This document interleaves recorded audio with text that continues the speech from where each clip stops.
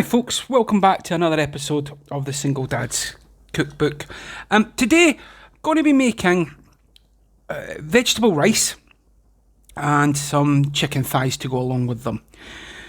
Really simple, not a lot to really technique-wise. It's just all about building flavours and understanding cooking processes. First thing I'm going to do is I've got some chicken stock. You could use a bouillon cube, and I'm putting that into the pan, ready for the rice.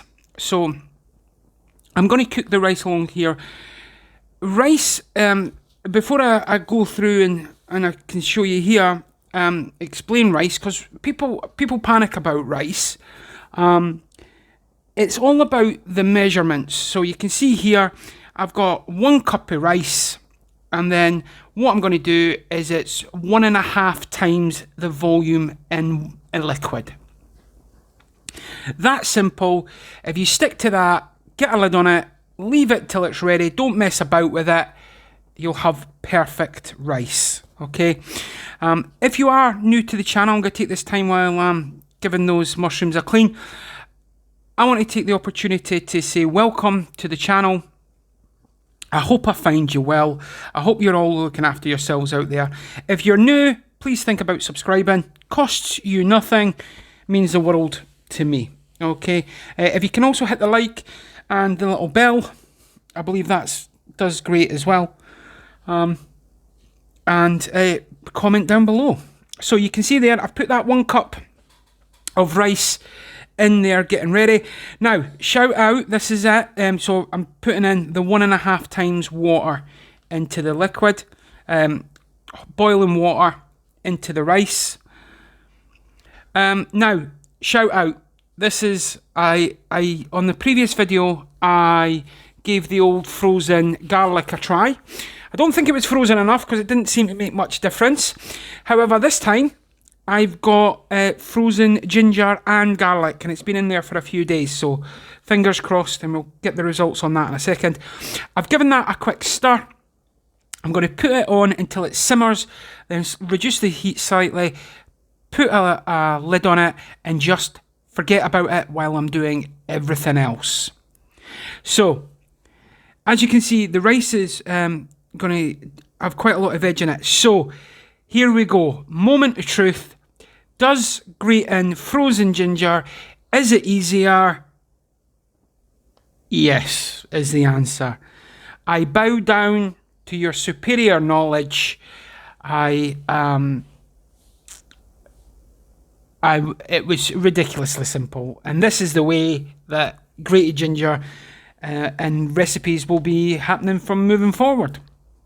And I've just grated it with the skin on and everything there. I just popped it in, and it was a thumbs up, as you can see. So yes, that is definitely one of the hacks that will be continuing in my kitchen. Now on to the garlic. So I'm just going to peel this. Now, with the garlic, I've noticed once it's frozen, it's still, because it contains quite a bit of liquid initially, because it's fresh dried garlic and it's not dried out. It is slightly different, and it is a little bit easier. Is it as easy as the ginger? No, not really. Is it going to make my life that much easier that I'll start throwing all my garlic in the freezer? Nah, and it's a maybe one of those. So I grated the rest of the garlic. I peeled the carrots. I've got 2 small to medium carrots, and what I'm thinking now, and this is where you've now, there's no fancy processes, like I said at the beginning. What there is just thinking about, right, how big's a piece of rice? What am I going to do here? So the carrots, you want to cube them nice and small, just like that, and then grab yourself a plate, and we're going to just pop them on there. And what you'll see is you're just making yourself a bit of room. Before you put the rice on, you can do all the prep work beforehand. I've just done it this way, just for sheer speed. Now with the broccoli, all I'm going to do is I'm just going to take a few florets off. And again, you want to be thinking, okay, you can blanch this beforehand to speed up the cooking process. Blanch it 5 minutes, take the sort of the edge off, if you will, drain it, keep so it's kept its green vibrant colour, then pop them in. But I'm just going to pop it straight into the pan, cooking with the rest of the stuff. So I'm breaking it down into manageable pieces. Last thing you want to be doing is eating beautiful rice that you've taken all this time. Well, I say all this time, it takes about half an hour in total, but you want to make sure that you're not eating anything raw. You still want a crunch, you still want that bite, but you don't want to be chewing on a broccoli stalk for 10 minutes. Okay, so I'm just doing a little bit of just tidying things up. Any big bits I'm cutting in half, just so that they're all roughly the same size. You're going to have the smaller little broccoli stems, but there's nothing you can really do about that. So I'm going to just give the board a quick tidy up. Now, onto the mushrooms. For these, I'm just simply quartering them. Nice and simple. There you go. Job done. Nice and easy. And then put them on your plate.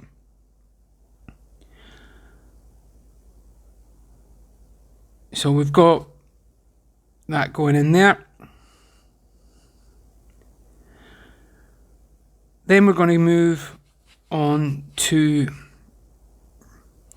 the onion. And again, for this, because I'm actually going to cook the onion first, because I want it to caramelize a little bit and give it sweetness. I'm just thinly slicing it.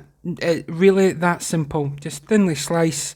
Once you get to the bit where you're a bit uncomfortable, flip it over so you've got a nice flat edge, and there you have it. Then onto the chilli. Again, I'm just going to run the knife through and just nice chilli bits. You can, if you want, leave the chilli out completely. You can up the level. You pick whatever chili you want. This is just a jalapeno. You can thinly slice it, dice it, do whatever you want with it. I'm keeping it in there so that if you want, you can actually pick it out. Just I want the flavour of the heat, but if you don't have to chew down on the chili itself. And now I'm just popping the onions into the pan. So they're cooking down. Then from here, we're going to grab the chicken thighs. If you've watched any of my videos before, you will know that I do a little bit of butchering. The secret when you're butchering and just taking any excess bits of fat off, I find boneless thighs, they still have a bit of cartilage in them sometimes, or a bit of gristle.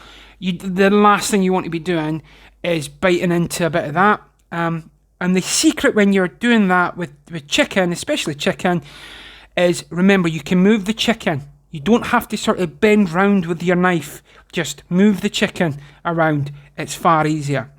Now, I've put these into a roasting tray. And I have some Nando's sauce. Really that easy. It's shop bought. You can make your own if you're inclined that way. This is an easy midweek meal. I'm pouring it in, and I'm just going to move it around, make sure that everything's covered in it, and then I'm going to pop it in the oven and just let the chicken thighs roast. Again, you can do the chicken thighs first and let them cook.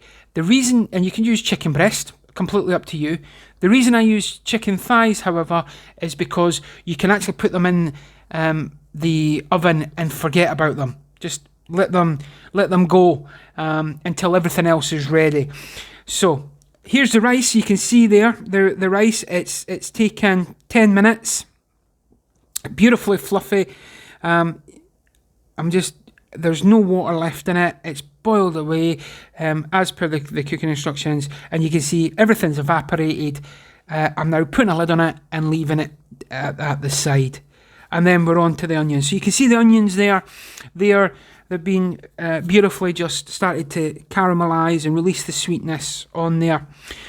The next thing we're going to add into that is the ginger and garlic paste. Now, you may be asking, well, why did you not start with that? What I wanted to do is I wanted to make sure that in the pan, this may sound a bit weird, but I wanted the garlic and ginger to have somewhere to sort of cling on to. I didn't want it hitting a hot pan and burning straight away, especially when I was doing other bits and pieces. So I've added in the ginger and garlic, and then I'm adding in the mushrooms, because the mushrooms, you want them, they will shrink in size and you want them to cook through a little bit, but you also want them to start absorbing the flavour of the garlic and the ginger. And once you've covered it all, and you want to make sure, excuse me, you want to make sure they're cooked through a little bit, then you want to add in some soy sauce. I'm adding in pepper here, again, just as an extra flavour. I'm not adding any salt because we are going to add in some soy sauce.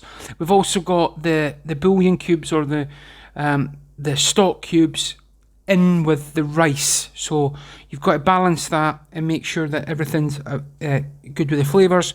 So again, you can see here I'm just adding in the soy sauce.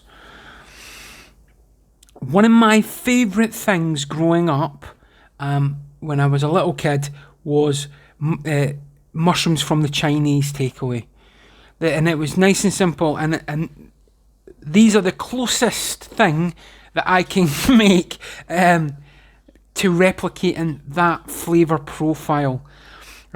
Really simple, really delicious.